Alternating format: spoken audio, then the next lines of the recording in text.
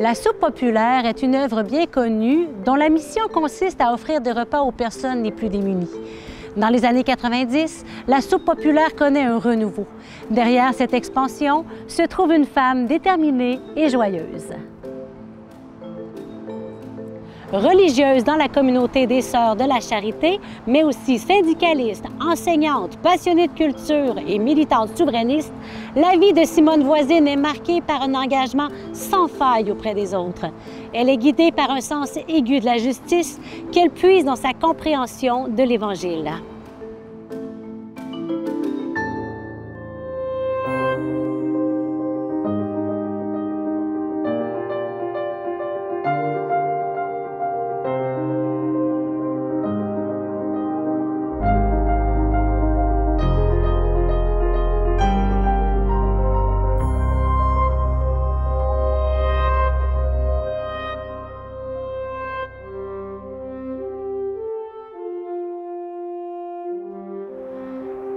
Simone Voisine naît en octobre 1927 à Saint-Pascal de Kamouraska. Elle est l'aînée d'une famille de 6 enfants. Sa mère, Blanche Moreau, est une ancienne enseignante et son père, Joseph Voisine, est, selon ses mots, bohème et indépendant. Simone grandit donc dans une famille pauvre mais non miséreuse. L'environnement de famille créé par ses parents est déterminant pour elle. Simone va naître dans une famille politisée et assez éveillée. Son père, c'est un vrai bleu. Dans la maison familiale, il y a un buste Duplessis qui trône. Sa mère, elle veut ouvrir les horizons de ses enfants en leur faisant lire les journaux et aussi elle leur commente l'actualité internationale, particulièrement les situations d'injustice, guerre, famine, pauvreté. Simone va être sensibilisée très jeune aux inégalités sociales. J'ai connu le milieu familial de Simone avec elle. Je suis allé dans sa maison natale avec elle en voiture. J'ai rencontré le lieu. Pour elle, sa mère, c'était un personnage absolument fantastique qui a vraiment mené une vie exemplaire de mère, d'épouse et de chrétienne. Moi, je me reconnais beaucoup dans Simone parce que finalement, on a, j'allais dire, une trajectoire à peu près similaire. On vient de la ruralité. Elle avait une mère qui était soucieuse, disons, que les enfants aillent à l'école. Moi, j'ai fait le collège classique. Elle a fait l'école normale, mais ensuite, elle a fait l'université. J'ai fait aussi l'université. À l'école, Simone est assez douée. Et comme c'est le cas pour bien des filles à son époque, elle va quitter l'école à 14 ans et puis elle va aller travailler au couvent de Kamouraska. Pour elle, ça va être un véritable lieu d'émancipation. Simone passe 2 ans à travailler à la congrégation Notre-Dame à Saint-Pascal pour finalement retourner sur les bancs d'école au Juvénat de Saint-Antoine de Kamouraska. C'est là qu'elle se laisse finalement interpeller par le mode de vie religieuse, plus particulièrement par la communauté des Sœurs de la Charité. Ces dernières ont un couvent attenant au Juvénat et leur mentalité d'humilité rejoint particulièrement la jeune Simone.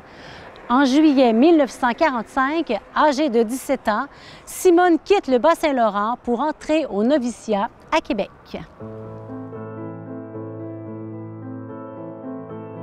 Ce qui attire Simone chez les Sœurs de la Charité, c'est leur vie entièrement donnée pour les pauvres.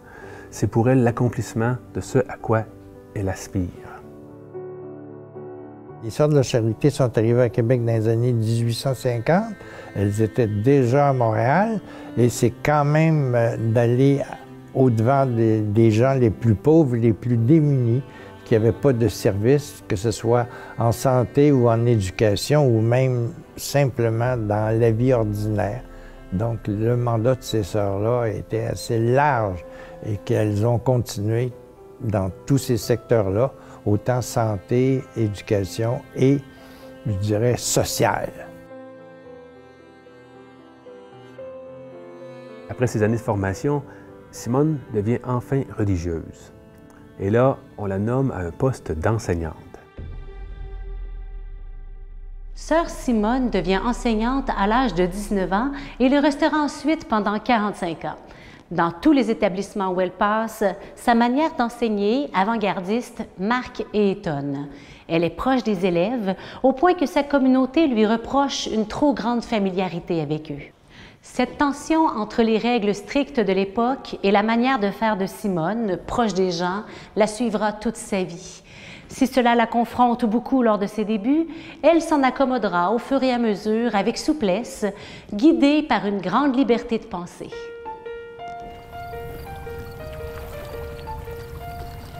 Dans les années 50, Simone va être affectée sur l'île d'Anticosti. Comme elle le disait elle-même, ça ne sera pas très long qu'elle va connaître tout le monde, particulièrement les familles et les enfants. C'est qu'à chaque fois qu'elle rencontre quelqu'un, elle va chercher chez cette personne-là probablement ce qu'il y a de plus précieux ou de plus important dans la vie de cette personne-là. Elle a une espèce d'empathie vis-à-vis des gens, qui fait que les gens se sentent reconnus quelque part par le regard de Simone et la façon dont elle parle avec les gens. Par contre, son approche un peu novatrice ne correspond pas tout à fait aux façons de faire préconisées à l'époque. Alors, elle essaie de s'ajuster, mais après 4 ans, on va devoir la rappeler à Québec. Il est évident que Simone était un petit peu hors norme dans sa communauté, simplement par ses intérêts, mais surtout par sa façon d'agir. Donc, c'était un petit peu une dissidente dans sa communauté, mais en même temps très fidèle à sa communauté. Moi, j'ai toujours connu Simone à faire ses prières et à faire son bréviaire quotidien, d'aller à la messe, etc., même quand on était en vacances.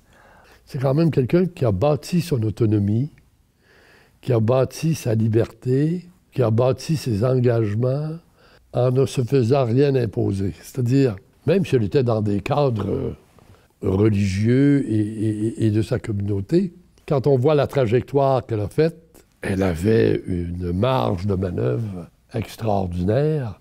Et puis je pense que c'est le résultat de sa propre construction.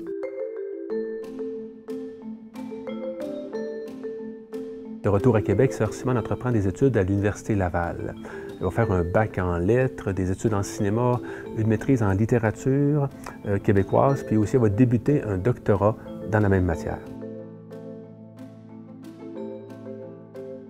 Puis, elle va poursuivre l'enseignement dans les établissements des Sœurs de la Charité, tant au niveau primaire, secondaire et aussi collégial.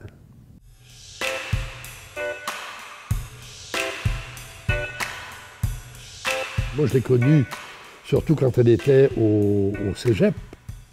Je suis allé au cégep. Et les gens aimaient Simone. C'était un bon prof. Et donc, professionnellement, c'était quelqu'un de bien organisé, qui transmettait bien sa matière. C'est le témoignage que j'en ai eu. Sœur Simone, comme enseignante, était un peu comme elle l'était partout dans sa vie. Elle avait un certain nombre d'exigences, mais ces exigences correspondaient au fait qu'elle-même était exigeante pour elle. Donc, quand elle enseignait en français, c'était une femme qui maîtriserait parfaitement la langue française. Donc, elle montrait à ses élèves la beauté de bien maîtriser sa langue.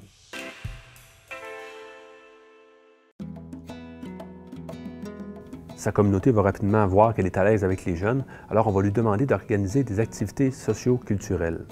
Elle va alors rassembler les jeunes pour organiser ces activités-là avec eux.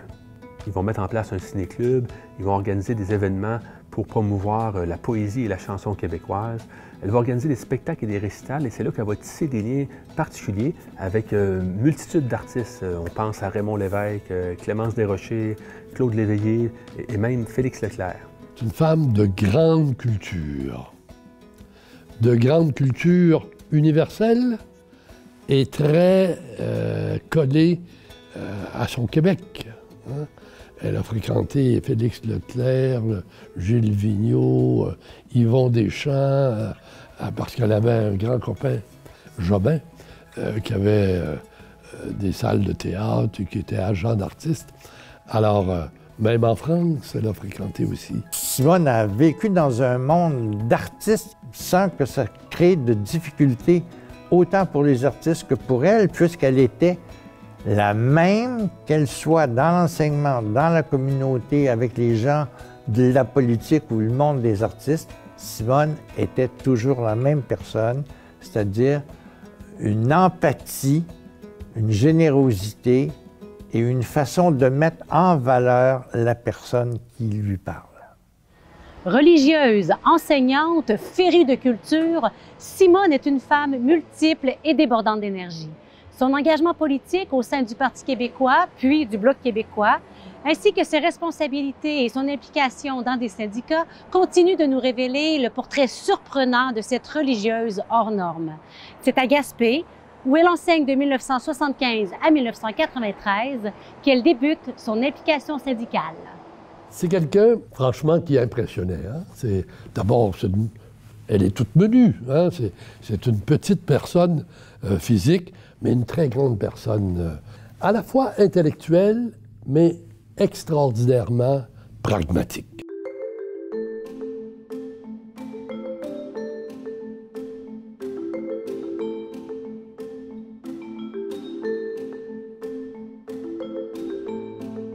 C'est quelqu'un, d'abord, qui écoutait beaucoup et qui avait des analyses tout à fait justes. Elle traduisait très, très bien les réflexions puis les attentes des gens avec lesquels elle travaillait. Elle identifiait très bien c'est quoi les solutions qui étaient aménageables. Et elle avait des qualités de leader au plan des propositions, au plan de la fidélité qu'elle avait à représenter son monde. Donc, elle avait une autorité. Quand Simone était à Gaspé et qu'elle est devenue présidente du Conseil central de la CSN à Gaspé, elle a été liée à toutes les revendications et toutes les organisations syndicales de la région. Donc, elle a fait du piquetage, elle a fait des manifestations et elle a aidé tous les gens comme présidente du Conseil central. Elle a créé un journal, elle a organisé des manifestations, elle participe au piquetage et puis aussi elle a même fondé le regroupement des femmes de Gaspé. Lors de la grève des garagistes en Gaspésie, elle s'est fait un devoir d'aller les rejoindre sur la ligne de piquetage tous les matins avant d'aller enseigner au cégep, et ce, pour 4 mois.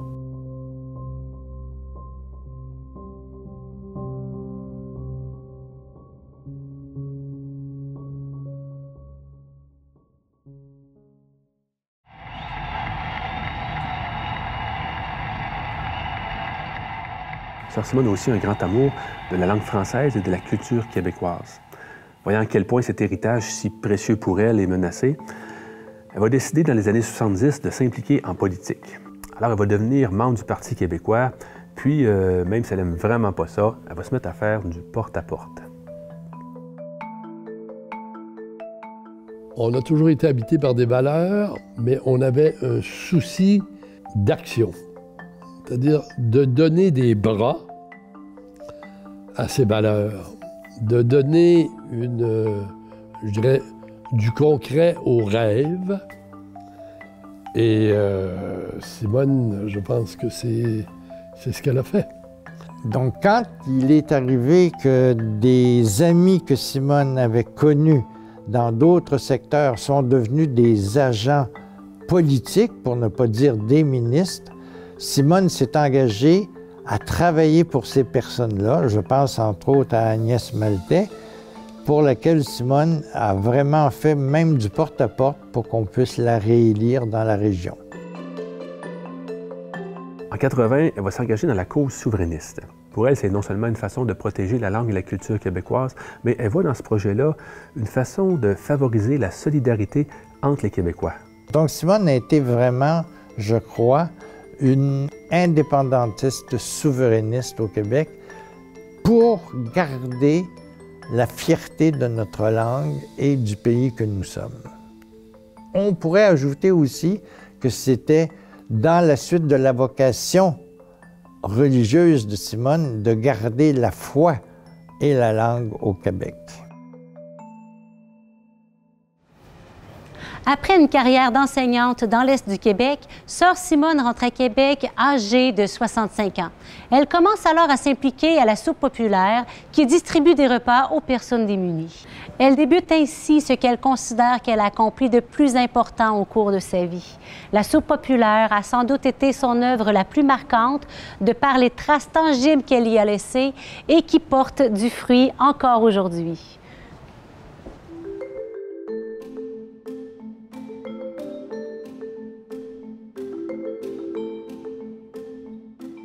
Simone, quand elle rentre là-dedans, elle change tout ça complètement. C'est de dire c'est l'accueil qui est le plus important.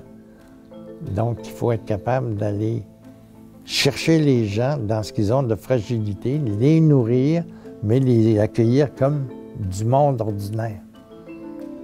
Et ça a fait toute une différence. Et là, la soupe a pris un essor. Et comme Simone avait bien du monde qu'elle connaissait dans toutes sortes de milieux, bien, tu sais, ça a explosé.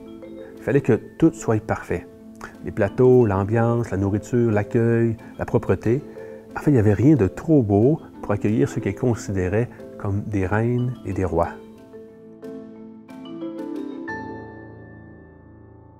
J'ai eu du fun, tu sais, à chaque jour. Je venais travailler parce que c'était plaisant de travailler avec. Sans ça, il y a une gang qui a renoncé. Il fallait qu'ils essayent, tu veux dire, prendre soin du monde, des élèves qu'il y avait là, puis tu sais, toujours faire attention. À chaque personne, tu sais, il y avait sa petite chose, un cadeau, puis tu sais, c'était la fête de ma petite fille, elle faisait un cadeau à ma petite fille, tu veux dire, puis elle voulait avoir une petite photo, tu sais.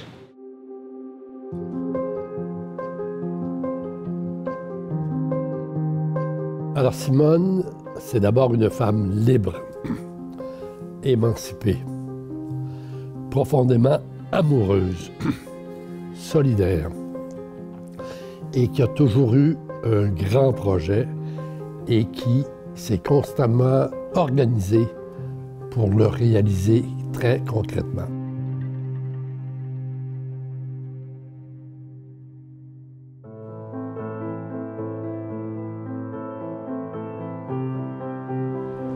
Décédée le 14 décembre 2019, à l'âge de 92 ans, l'héritage de Sœur Simone Voisine est récent, mais non moins riche et concret.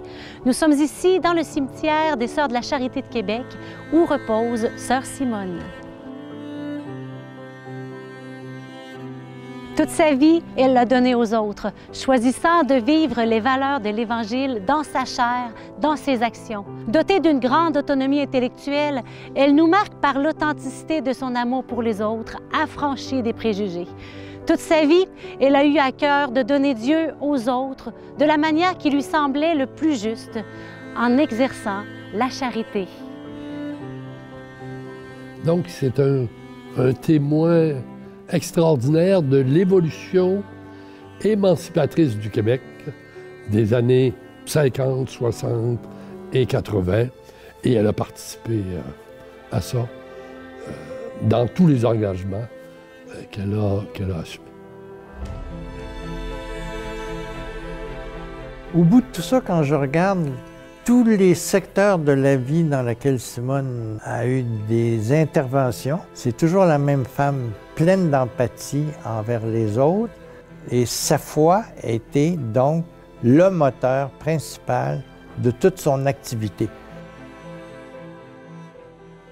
Un modèle de citoyenne, un modèle de pédagogue, puis un modèle de femme humble, militante, mais partout où elle est passée. Elle était formatrice, elle était organisatrice, et puis elle inspirait. Elle inspirait les gens avec qui elle travaillait.